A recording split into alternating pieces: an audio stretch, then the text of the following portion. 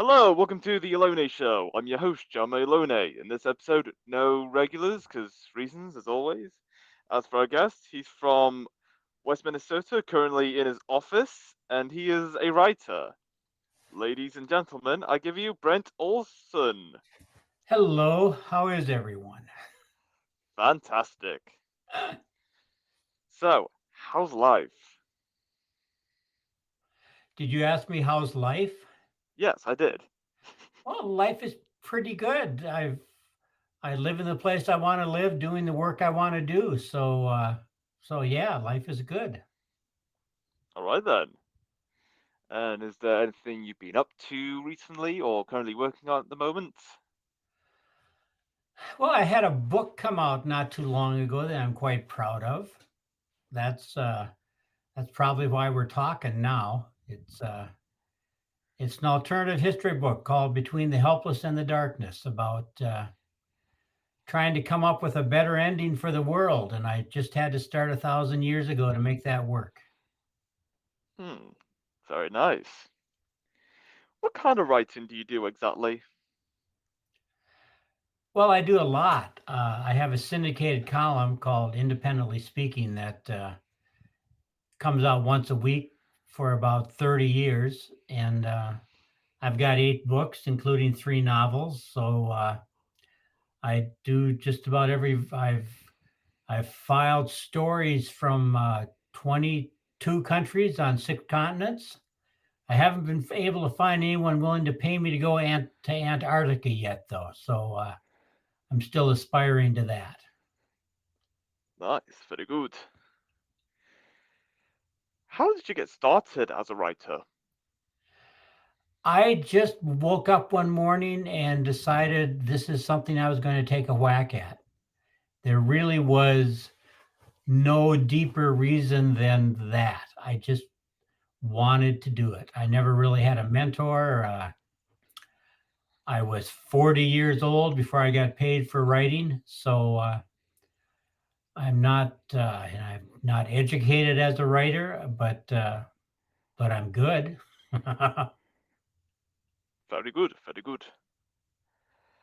What kind of writing have you not done yet, but you want to try it someday?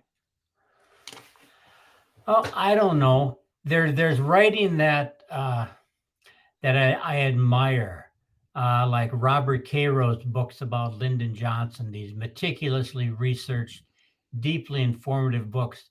I would love to do that kind of writing, but I lack both the skill and the self discipline to do the work that would be involved in doing that sort of work well. But otherwise, I've got 4 more books that I want to write in my life that are stuck in my head, and I'll just plug away at those. Alright then, very nice. What was life for you growing up? Well, I grew up on a small farm in western Minnesota, which is in the middle in the north of the United States. It is on the edge of what they 100 years ago called the Great Plains. So it's very cold in the winter. Not very many people live here. Uh, the way I describe where I live, well, I usually do this in American terms. My farm is about the size of Central Park in New York. And if it were Central Park, my closest neighbor would be the Chrysler building. Uh, so I don't know how to translate that to UK terms. I get the idea, actually. But I grew If up, I had a kind of quintessential rural American upbringing. I had a pony I rode and got to play outside by myself a lot and kind of raised myself. Now I suppose they'd call me feral, but at the time I just considered myself independent. Uh, it was a pretty good life. that's nice. If you were given 500 acres of land, what would you use that land for? Well, I've got 1,000 acres of land, and and a lot of it I rent out to farmers, but I'm restoring a 16-acre wetland this summer. It's my latest project. I'm planting an orchard with uh, apple trees and pear trees and peach trees and grapes and blueberries, and I've planted a bunch of wildlife plots for the deer and the pheasants and the ducks and the other little creatures. So I guess I'm executing your hypothetical already. Sweet. Very good. Would you sleep on the wall or sleep on the ceiling? I'd sleep on the wall. In fact, I've often tried to figure out how I could sleep standing up in a hot shower because that is about as relaxed as I get. But I haven't been able to figure out that sort of apparatus yet. Fair enough, fair enough. What news story have you found most interesting? What news stories have I found most interesting? I think the world is a fascinating place. I mean, I've done thousands of interviews in my life, and I've never found anyone who does not have at least one fascinating story to tell about themselves.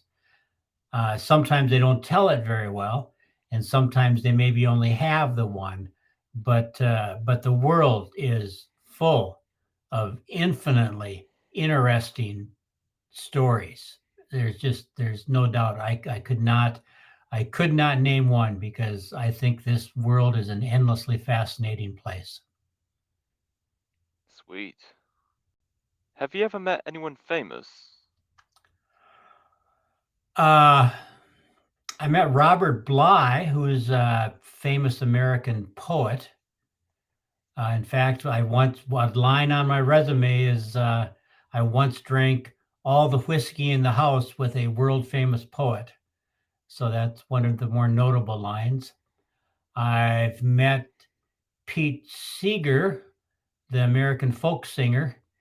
He once sent me a card that read, I read your good book and left it in the bathroom for the rest of the family to read, which is probably the peak, the peak of my resume. I've met some United States senators and governors and people like that, but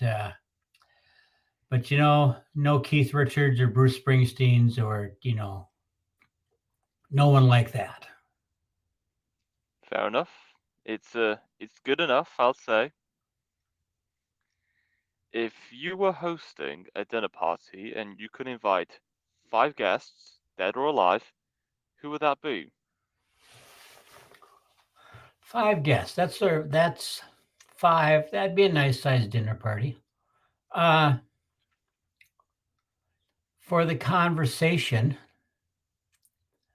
uh, maybe John Steinbeck, uh, Pete Seeger would be interesting.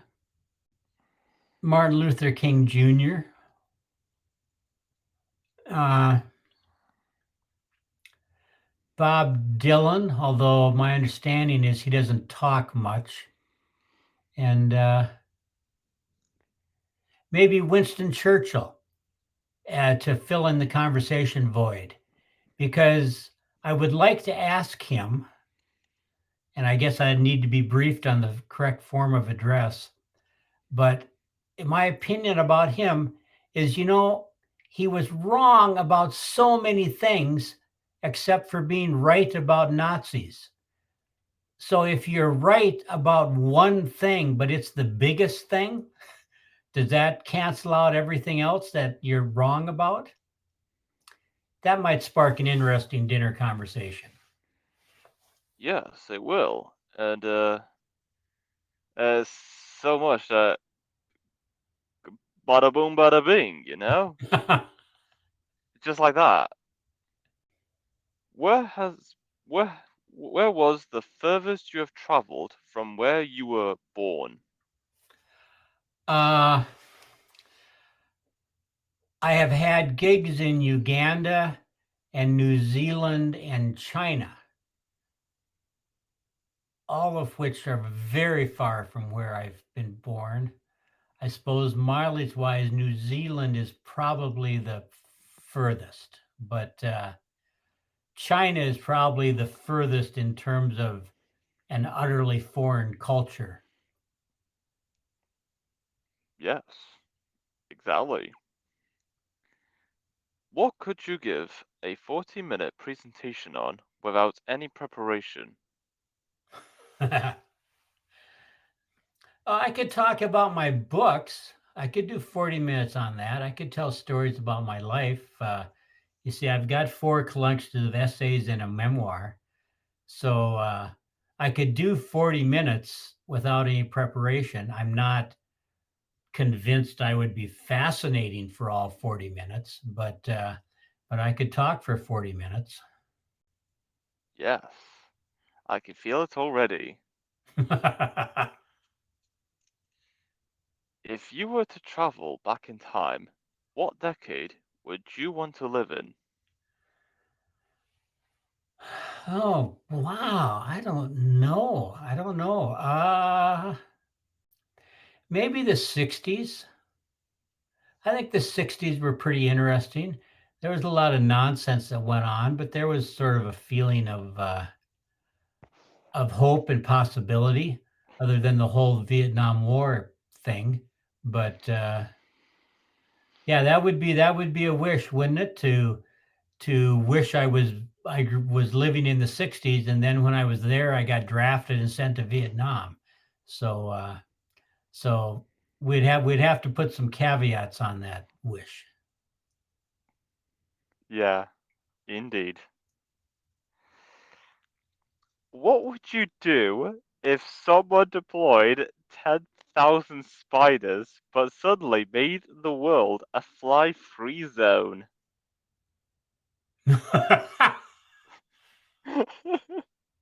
You might no, give me that question one more time, okay? Alright, fair enough. It is confusing. What would you do if someone deployed 10,000 spiders but suddenly made the whole world a fly-free zone? I got nothing against spiders. Uh, and you know, I would probably just watch where I step to avoid annoying them, because otherwise it sounds like a bad horror movie, doesn't it? But Mm, uh, but yeah, I would go for the live and let live aspect, and the flies could take care of themselves. yes, it's the circle of life. What food have you never eaten but would like to try? Oh, I don't know. You see, for me, the best part of traveling is eating food I've never had before. Uh, so I guess the food I would most like to try is something I previously didn't know existed. Uh, I guess that would be it, because I've tried a lot of different kinds of foods, but I'm always eager to find something I've never heard of and give it a shot. Yeah, that sounds reasonable.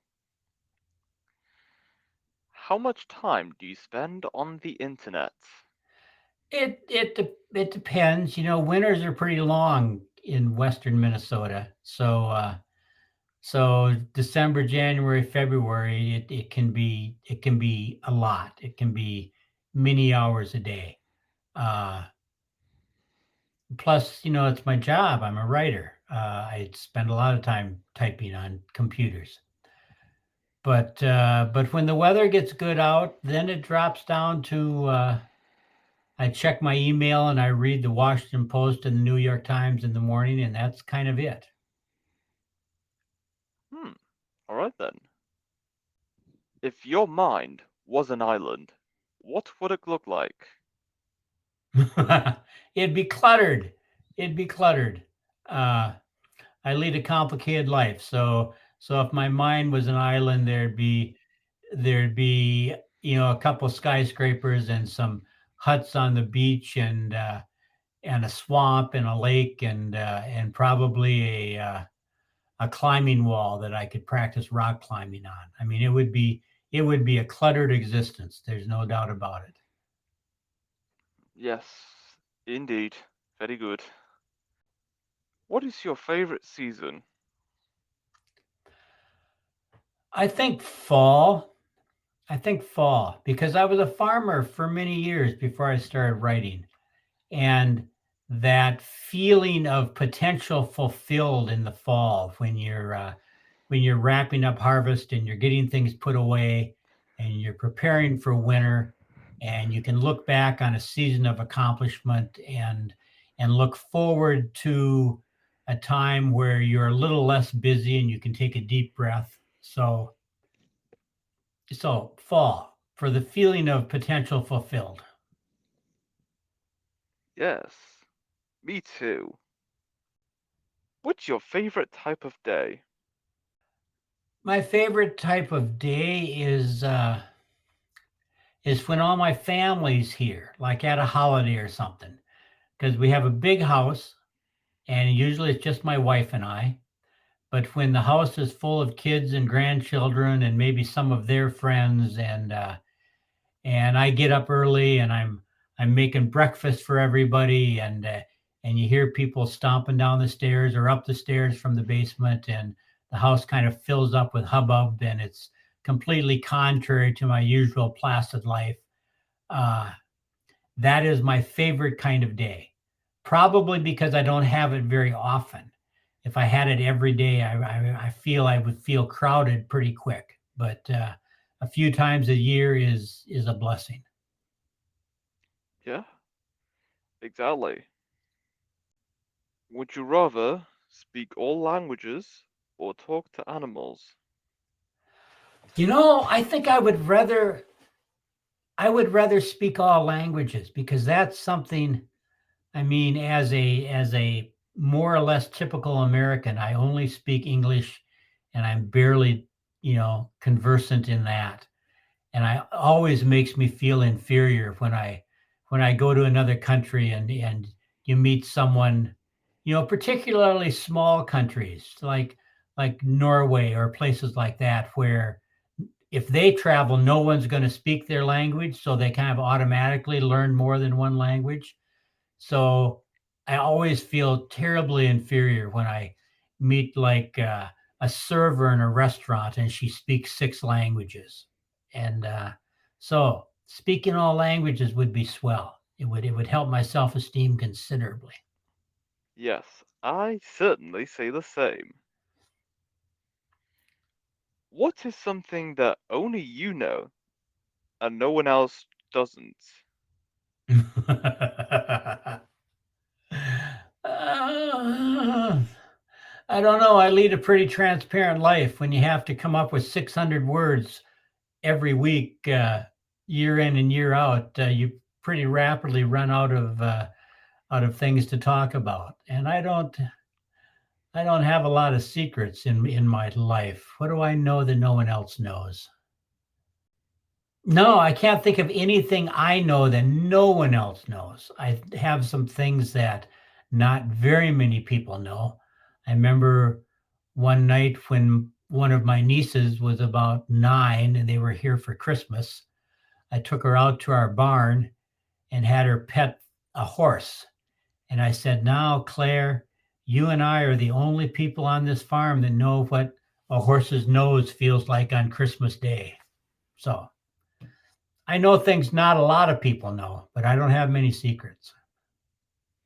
Okay, that's cool. I respect that. If you could see one movie again for the first time, what would that be? Ah, there's so many.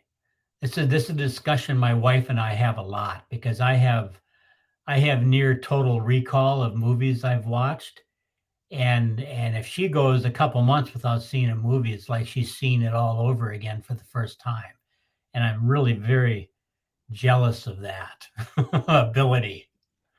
So maybe, maybe something simple like that movie Dave with Kevin Kline. That was such a delightful kind of light, pleasant movie, and I'd like to be surprised by that again. Or or A Fish Called Wanda. There we go, A Fish Called Wanda.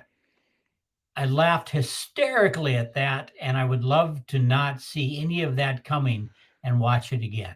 There's my answer. Sweet.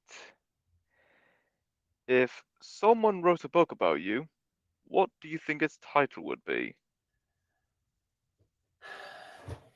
I don't know. I wrote a book about myself called Letters from a Peasant, and and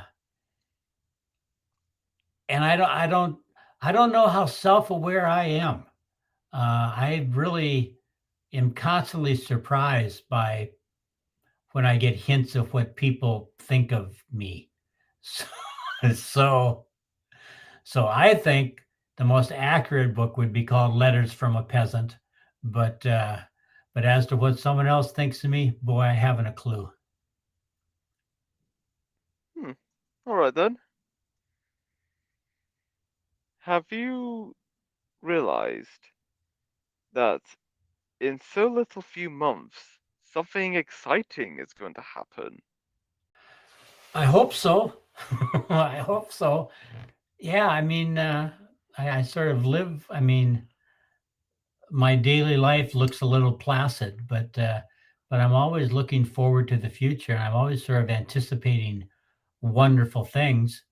You know, I looked you up. You have quite a few followers. If all of them buy copies of my book, that will make for a very exciting fall. I mean, spring for me. That's great, because I had no idea what that was. What flavor of ice cream do you wish existed?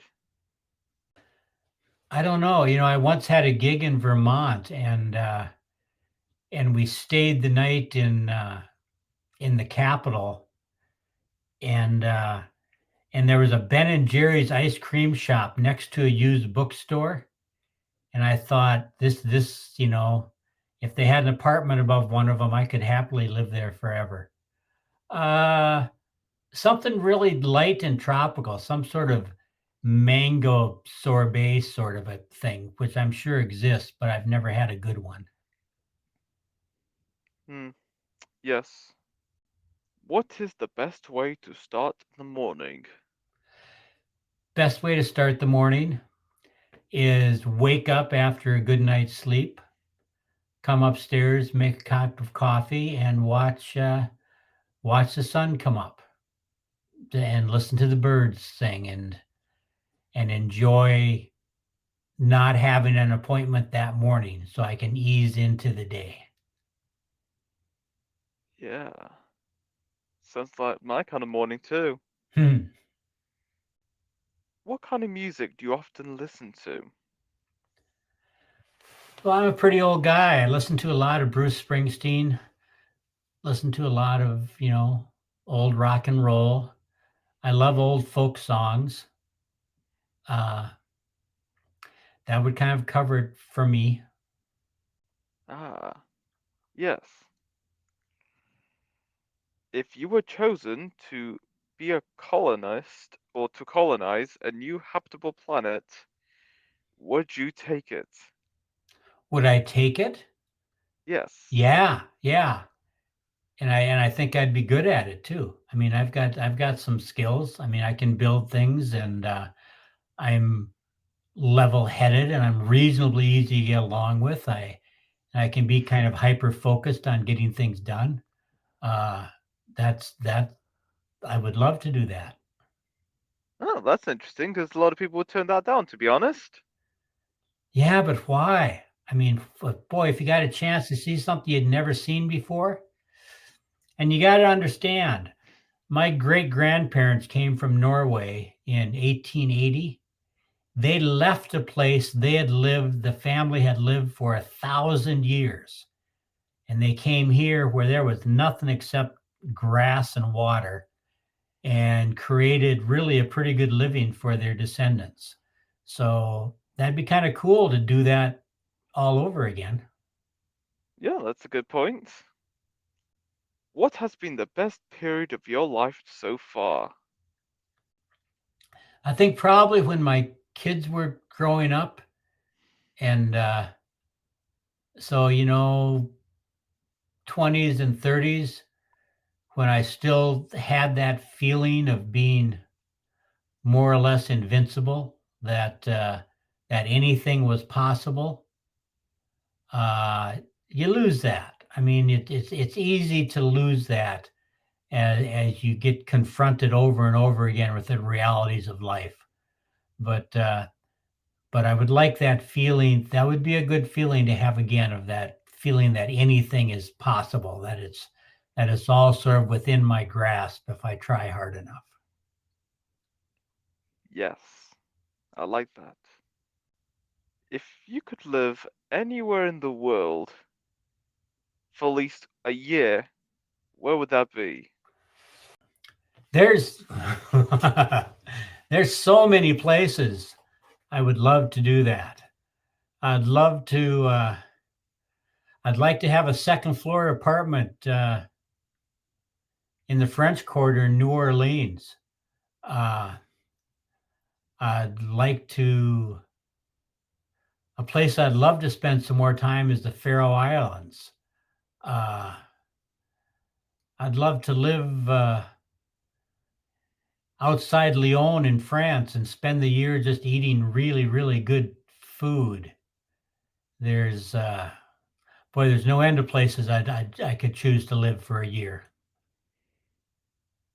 Yeah, I understand. There's many options. Are you a cat person or a dog person? I like dogs better than cats. Cats seem a little bit too fascist for my taste, but maybe that's just because we have noticeably independent, demanding cats here on our farm. But I've always had dogs, and dogs have often been my best friend. Yeah, that's great. Who would you want to switch lives with? Oh, nobody. I mean, I'd love to be a famous writer. That'd be great. But I wouldn't be willing to give up what I've got for that. There's a writer named Lois McMaster Buchhold who writes science fiction books. And one of her books, she has a line where she says, "The one thing you cannot give up for your heart's desire is your heart." So, whereas there's lots of people I envy, there's no one I would be willing to give up what I've got to trade places with. Yeah, fair enough. What is something that makes you laugh? Oh, the world. My God, read the headlines in the Washington Post or the New York Times. If you didn't laugh, you'd sob uncontrollably the rest of your life. Uh, the human condition is remarkably amusing, and you really don't have any choice but to be amused by it. Yes, gorgeous. And that is all we have for this episode. It's great having you on, Brent, talking about your work as a writer and your, well, it's a lot it's a lot we've been through. It's been great. Well, good. I hope you enjoyed it. I sure have. And until next time, stay tuned for more.